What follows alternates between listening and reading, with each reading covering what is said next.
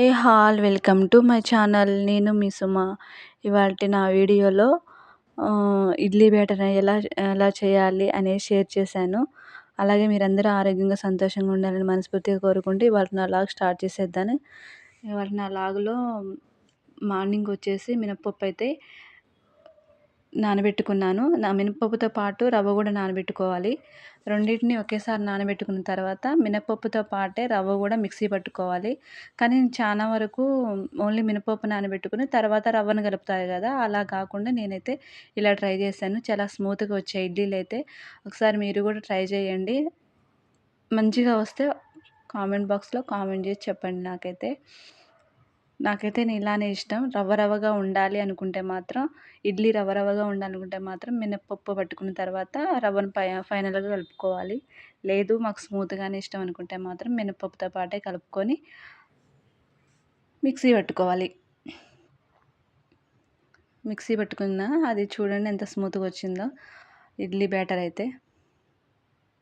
ఇంకా నైట్ పట్టేసుకొని నైట్ అంతా ఫర్మెంట్ చేసుకున్నాను. మార్నింగ్ ఇది మార్నింగ్ లాగండి. మార్నింగ్ ఇంకా ఇంత స్మూత్గా వచ్చిందనేది మీకు చూపిస్తున్నాను ఇడ్లీ బ్యాటర్ అనేది. ఇంకా తర్వాత ఇడ్లీ పాత్రలో అయితే ఇడ్లీ అయితే పెట్టేసుకున్నాను.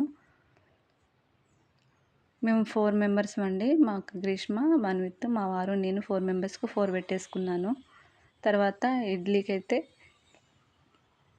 పల్లీ చట్నీ అయితే చేసుకున్నాను. ఎండుమిర్చి, పల్లీలు, ఎల్లిపాయలు వేసుకొని మిక్సీ పట్టేసుకున్నాను. ఫ్రై చేసుకున్న తర్వాత ఆయిల్లో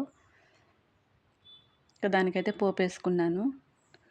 ఇడ్లీ బ్యాటర్కి ఇంట్లో 4 మెంబర్స్ ఉంటే 1 గ్లాస్ మినపప్పుకి 3 గ్లాసుల రవ్వ నానబెట్టుకుంటే కరెక్ట్గా సరిపోతుంది.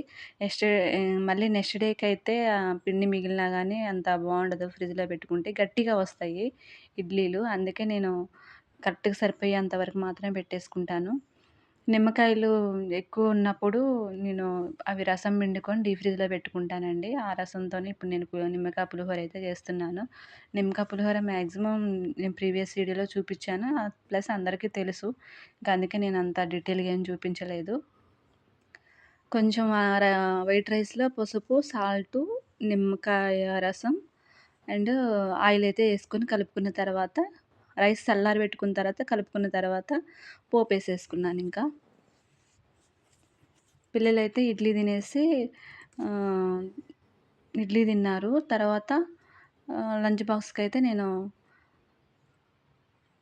ఇంకా పులిహోర అయితే పెట్టేశాను. ప్రీవియస్ వీడియోలో నేను కారపూస చేశాను, చూడండి ఒకసారి ఎవరైనా చూడకుండా ఉన్నట్లయితే. ఇంకా అది పిల్లలకి లంచ్ బాక్స్లోకి స్నాక్స్లోకి పెట్టేశాను. నైట్ మా వారి ఫ్రెండ్స్ వచ్చారండి.